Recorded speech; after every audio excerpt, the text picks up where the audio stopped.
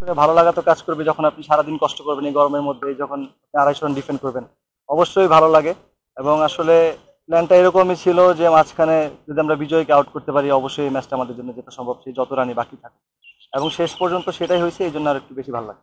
আরেকটা ব্যাপার, শুরু থেকে আপনাদের বোঝা যাচ্ছিল যে আপনি 15-20টা রান কম করেছেন, কিন্তু আপনাদের ওই স্পিরিটটা দেখা যাচ্ছিল ক্রিকেটারদের মধ্যে। হ্যাঁ, অনেক মিস ফিল্ডিং হয়েছে এই ম্যাচে, কিন্তু ওই স্পিরিটটা দেখা যাচ্ছিল।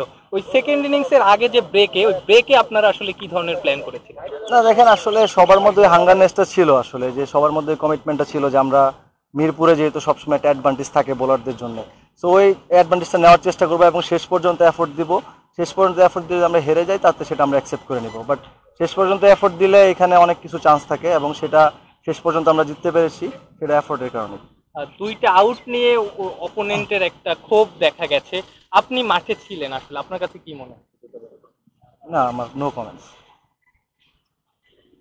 আপনাদের তো দুটা স্থানের আউট আছে, নো কমেন্টস ভাই, আপনারা কি এখন কমেন্ট করতে মানে যেটা হচ্ছে সত্য ম্যাচে ঘটেছে, এটা বাজে কোনো মন্তব্য না? এটা আসলে আমার হাতে নাই, আসলে সেটা আমি বলতে পারবো না। ভাই বলছিলেন যে বিজয়কে আউট করার ব্যাপার, এই থ্রু দ্য সিজন আপনার 50টা সেঞ্চুরি, মানে বিজয়কে নিয়ে যদি বলতেন তার এই ঘরোয়া ক্রিকেটে তার যে না, কনসিস্টেন্ট রান করতেছে, প্রিমিয়ার লিগে তো কনসিস্টেন্ট রান করে, প্রত্যেক বছর রান করে।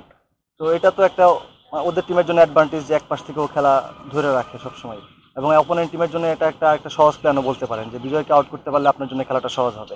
তো শেষ পর্যন্ত ওর সেঞ্চুরি করছে, বাট অবশ্যই ক্রেডিট তাকে দিতে হবে, শেষ পর্যন্ত খেলছে এবং আলটিমেটলি আমরা জিততে পারছি, এই জন্য আমরা খুশি। দুইজন প্লেয়ার আপনাদের এইবারে খুবই দারুণ ভূমিকা রেখেছে। Rakibul highest wicket taker, Parvez Emon প্রায় প্রতিদিনই তিনি রান করছেন। পাশাপাশি আপনাদের ম্যাচে একটা জিনিস দেখা যায় যে পারভেজ ইমনের পাশাপাশি প্রতিদিনই কেউ না কেউ আপনাদেরকে ওই সাপোর্টটা দেন, আজকে যেমন শাহরিয়ার কমলটা দিয়েছেন। আপনাদের টিমের প্ল্যানটা আসলে এইসব ক্ষেত্রে কেমন থাকে? না দেখেন, আসলে টিম লাইক আপনার আবাহনী, মোহামেডান, এই টিমগুলোতে সবসময় আপনি যখন খেলবেন একটা প্রেশার আপনার মধ্যে কাজ করবে, বিশেষ করে নতুন যারা আসে। কমলের জন্য একটু কঠিন অবশ্যই ছিল প্রথম দিকে, তারপরে ও যেভাবে করে ম্যানেজ করছে এবং যে ইনিংসটা আজকে আমাদের টিমের জন্য সে খেলছে, অবশ্যই সেই ক্রেডিটটা তাকে দিতে হবে। এবং আমরা চাইবো যে বাকি যে ম্যাচগুলো আছে সেই ম্যাচগুলোতে সে একইভাবে খেলবে। এবং ইমনে ছন্দে থাকলে কেমন প্লেয়ার সেটা আমরা সবাই জানি, এবং রাকিবুল তো আনডাউটলি টপ বোলার। এবং আপনার পারফরমেন্সটাও বেশ ভালো হচ্ছে ব্যাটিংয়ে বোলিংয়ে। নিজেকে কিভাবে প্রিপেয়ার করেছিলেন সিজনের আগে? কোনো লক্ষ্য ছিল কিনা? আসলে দেখেন, আমি যে জায়গাতে ব্যাটিং করি সেই জায়গা থেকে আমি খুব ভালো করে জানি যে ওইখান থেকে হাইয়েস্ট রান টেকার হওয়া পসিবল না। তো আসলে ওই সময় টার্গেটটা থাকে যে টিমের জন্য কন্ট্রিবিউট করা, এবং বল হাতে যখনই আমি বোলিং করি আমি ইকোনমিটা মেনটেন করার চেষ্টা করি। তো সেই সাথে এবার ভালো লাক ফেভার করতেছে, উইকেট পাচ্ছি। তো এটা আরও ভালো লাগবে যদি চ্যাম্পিয়ন হতে পারি।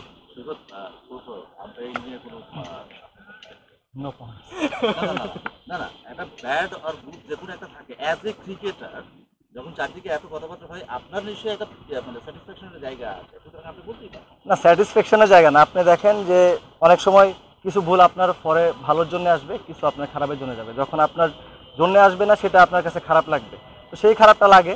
আবার যখন ভালো হয় বা আমাদের পরে আসে ভালো লাগে, এইটুকু। মানে এটা তো বলতেই পারেন ইটস এ টাফ জব। অবশ্যই টাফ জব। এই গরমের মধ্যে আপনি 100 ওভার দাঁড়ায় আছেন, এটা অবশ্যই টাফ জব। সবার জন্য তো টাফ, আপনাদের জন্য তো টাফ। থ্যাংক ইউ ভাই। সে সামথিং অ্যাবাউট আবহাওয়া মানে চ্যাম্পিয়নশিপের দিকে যাচ্ছি। আসলে সোফার আমাদের যে আলটিমেট টার্গেট সেটা অ্যাচিভ করতে পারলে তো খুবই ভালো লাগবে। এবং মানে সবাই তো এটাই আশা করে যে আবাহনী, মোহামেডানের মতো টিমগুলোতে যারা খেলে তারা চ্যাম্পিয়ন হতে চায়। তো ডেফিনেটলি আমাদের লক্ষ্যটা ওই দিকেই থাকবে। এখনো আরও 2টা ম্যাচ বাকি আছে, সেই 2টা ম্যাচ আমরা জিততে চাই। বুঝলেন? কনফিডেন্স তো দেখেন, আপনি যদি জিততে থাকেন আপনি তো অবশ্যই কনফিডেন্স থাকবেন। জিততেছি, কনফিডেন্স আছে, ভালো লাগতেছে, সবকিছু ভালো চলতেছে, ইনশাল্লাহ দোয়া করবেন। জাস্ট একটা প্রশ্ন করি তাহলে, লিগ শুরুর আগে একদম ধরেন 2 মাস আগে আপনি যখন টিম বানিয়েছেন আবাহনীর, তখন কি চিন্তা করেছেন যে লিগ শুরুর 2 ম্যাচ বাকি থাকতে আপনি চ্যাম্পিয়ন রেস থাকবেন? না, সত্যি কথা বলতে যে যখন ফার্স্ট টার্গেট ছিল যে আগে রেলিগেশনটা সেভ করবো, ভেরি অনেস্ট। এরপরে যখন আমরা জিততেছিলাম এক্সপেকটেশন বাড়তেছিল, এবং জেতার পরে আস্তে আস্তে এখন যখন শিরোপার দিকে আসি, এখন এক্সপেকটেশনটা শিরোপার দিকে। থ্যাংক ইউ ভাই। Love you Abahani.